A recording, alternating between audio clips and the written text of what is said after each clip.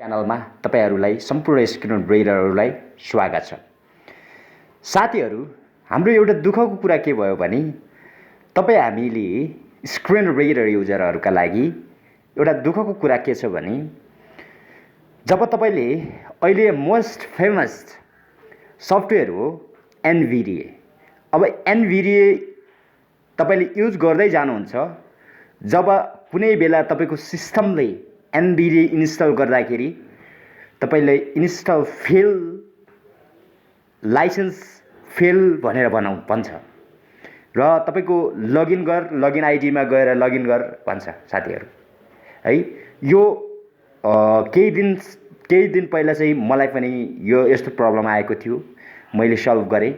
आज तपाईलाई अब हामीले एनभिडिए लङ टाइमसम्म हामीले जसरी अब जजको पनि त हामीलाई लाइसेन्स लिएर चलाउनु पर्थ्यो भने एनभिडिए पनि तपाईको स्क्रिन रिडर युजरहरुका लागि एकदम प्रब्लम देखा परेको छ, बग सफ्टवेयर देखा परेको छ। हुन त लाइफ टाइम कुनै पनि सफ्टवेयरहरु लाइफ टाइमसम्म हुँदैनन्, तैपनि एउटा एनभी एक्सेसमा ट्रस्टेड गरिरहेका, बिलिभ गरिरहेका साथीहरु, स्क्रिन रिडर साथीहरुका लागि अब यो समस्या सबैकोमा हुन सक्छ र सबैको ल्यापटपहरुमा यस्तो प्रब्लम आइरहेको छ। र इभन मैले चाहिँ मेरो अर्को ल्यापटपमा यो प्रब्लम आएको थियो, त्यो ल्यापटपको प्रब्लम मैले सल्भ गरेको छु। अब आज म तपाईलाई यो एनभिडिएबाट तपाईको जुन इन्स्टल फेल भन्ने प्रब्लम कसरी सल्भ गरिन्छ, यसको सल्भ गर्ने आइडियाहरु तपाईलाई म शेयर गर्न गएको छु। त्यसैले तपाईले अब हप्ताको 2टा भिडियो पाउन सक्नुहुन्छ। त्यसैले यो टेक नलेज लाइब्रेरीलाई प्र्याक्टिकल रूपमा पाउनका लागि यो टेक नलेज लाइब्रेरीलाई सब्स्क्राइब गरी छेउमा रहेको बेल आइकन थिच्न भने नभुल्नुहोला र अल नोटिफिकेसन दबाउनु पनि नभुल्नुहोला। सुरु गरौँ साथीहरु अब टपिकतर्फ। अस्ति के भयो भने जुन हाम्रो कम्प्युटरमा, हाम्रो ल्यापटपमा मसँग 11 देखि 23 अथवा 23 सम्म सबै भर्जन एनभिडिए मैले एनभी एक्सेसबाट डाउनलोड गरेर अलरेडी गरेर स्टोर गरेर राखेको थिएँ। तर एक दिन के भइदियो भने मेरो ल्यापटपमा काम गर्दै जाँदा अनि मैले अपडेट गर्न खोजेको एउटा अपडेट अप्सन आयो। तपाईलाई थाहै नै छ, जब एनभिडिए इन्स्टल गर्नुहुन्छ त्यसपछि अटो अपडेट अप्सन तपाईले अन गरेर राख्नुपर्ने हुन्छ।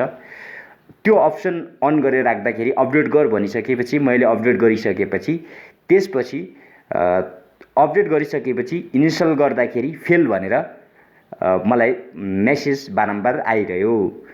मैले कम्तीमा 10-12 पटक चाहिँ ल्यापटपमा इन्स्टल गर्न खोजेको थिएँ साथीहरु, तर त्यो चाहिँ के भयो भने तपाईको बारम्बार फेल भइसक्यो।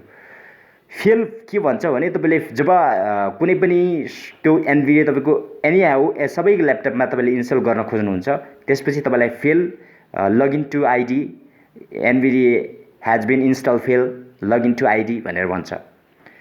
अब यो के कारणले यस्तो हुन्छ त? यो सबैकोमा हुन सक्छ, आज नभए पनि तर भोलि हुन सक्छ। यो भनेको तपाईहरुलाई सबैमा हुने प्रब्लम हो र सबै स्क्रिन रिडरहरुका लागि महत्त्वपूर्ण यो तपाईको यो सबैको लागि प्रब्लम कमनली आइरहेको प्रब्लम हो। अब हामीले यदि ट्रस्टेड, यदि बिलिभ गरिसकेको सफ्टवेयरले कहिलेकाहीँ बारम्बार काम नगरिदिँदा तपाईलाई पनि एकदम असहज हुन जान्छ।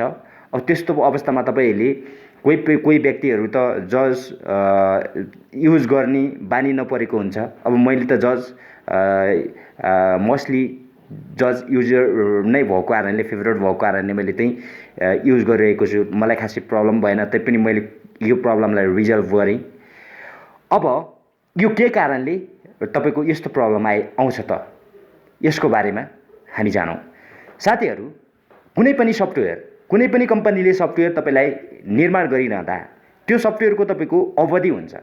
त्यो अवधि भित्र तपाईको सफ्टवेयरलाई अपडेट गर्नुभयो अथवा त्यसलाई रिइन्स्टल गर्नुभयो भने मात्र तपाईले चल्ने कुरा हो। अब त्यसको लागि पनि तपाईले मेरो ल्यापटपमा एनभिडिए छ, म त ढुक्क छु, अथवा मलाई ढुक्क छ केही छैन, मैले अफलाइनमा पनि चलाउन सक्छु, अनलाइनमा पनि चलाउन सक्छु भनेर तपाईले सोच्नु भएको होला। अब त्यस्तो अवस्थामा तपाईले त्यो त्यति तपाईले ढुक्क नभए हुन्छ साथीहरु।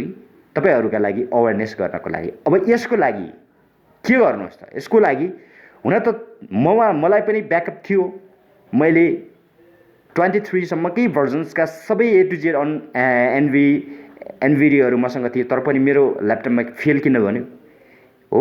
तपाईँले जब इन्स्टल गर्न खोज्नुहुन्छ, नयाँ कुनै अपडेट इन्स्टल गर्न खोज्नुहुन्छ, त्यतिखेर फेल किन भन्छ, अथवा के कारणले हाम्रो एनभिडिया फेल हुन्छ, यो प्रब्लम भोलि तपाईँलाई पनि आउन सक्छ।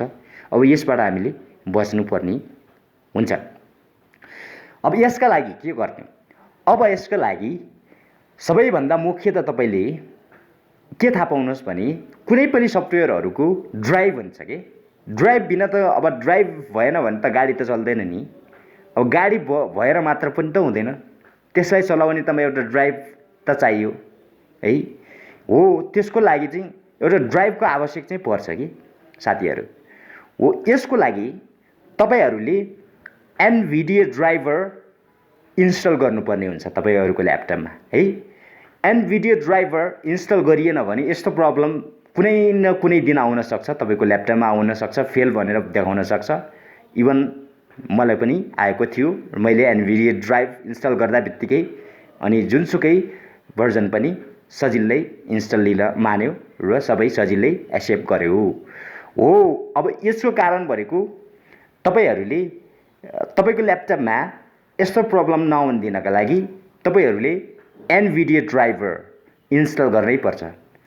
अब एनभिडिया ड्राइभर तपाईँले कहाँ पाउनुहुन्छ भने एनभी एक्सिसमा एनभिडिया ड्राइभर डाउनलोड भनेर गुगलमा सर्च गर्नुहोस्। त्यसपछि एनभी एक्सिसमा तपाईँले त्यहाँ लगइन गरेर त्यहाँ एनभिडिया ड्राइभर अपडेटर भनेर त्यहाँ ड्राइभर छ, त्यो ड्राइभरलाई तपाईँले डाउनलोड गरेर आफ्नो ल्यापटपमा इन्स्टल गर्नुहोस् अनि तपाईँ ढुक्क हुनुहुन्छ र जुनसुकै तपाईँले भर्जनहरू तपाईँले युज गर्न सक्नुहुन्छ है साथीहरू। यो तपाईँहरूका लागि महत्त्वपूर्ण युजर रहेको थियो र तपाईँले यो ड्राइभर युज गर्नै पर्छ। भोलि तपाईँलाई कुनै न कुनै बेला यस्तो प्रब्लम नआउला भन्न सकिँदैन र यो हामीले स्क्रिन ब्रेडरहरूका लागि महत्त्वपूर्ण भिडियो थियो र तपाईँहरूले अब बेसिकदेखि एडभान्स लेभलका हामीले प्रमिस गरेका आधारमा तपाईँलाई सम्पूर्ण कोर्सहरू तपाईँको हातमा दिने बाचा गर्दछौँ। Thank you so much for watching this video. यो चाहिँ इन्फर्मेटिभ, तपाईँलाई जानकारीमूलक भिडियो थियो र यसबाट बज्नुहोस् कसरी एनभिडियालाई रिजल्भ गर्न सकिन्छ र त्यसको बाँकी भिडियो चाहिँ प्र्याक्टिकल रूपमा तपाईँलाई मैले यही च्यानलबाट ल्याउनेछु र त्यसैले आजैबाट सब्सक्राइब गरी छेउमा रहेको बेल आइकन थिच्न भने नभुल्नुहोला। Thank you so much for watching this video. साथीहरू, अवेरनेस हुनुहोस्, कुनै पनि सफ्टवेयरहरू लङ लास्टिङ हुँदैन। तपाईँ ढुक्क नहुनुहोस् कि अब मसँग एनभिडियाहरू छन् अथवा अरू अन्य सफ्टवेयरहरू छन् तर मलाई कुनै टेन्सन छैन भन्ने नसोच्नुहोस्, किनभने त्योबाट बच्नका लागि तपाईँले अलरेडी आफ्ना विभिन्न ट्रिक्स र विभिन्न विधिहरू अपनाउनु पर्ने हुन्छ। त्यो विधिलाई अवलम्बन गर्दै तपाईँहरूले आफ्नो ल्यापटपमा पहिले नै तपाईँले एनभिडिया ड्राइभर इन्स्टल गरेर राख्नुहोस् भन्न चाहन्छु। Thank you so much for watching this video. अब यस्तै भिडियो आउनको लागि च्यानललाई सब्सक्राइब गर्न नभुल्नुहोला। Thank you so much for watching this video. हामी अर्को भिडियोमा भेट्नेछौँ। चाँडै तपाईँले सब्सक्राइब गर्न नभुल्नुहोला। Thank you so much for watching this video. Love you all.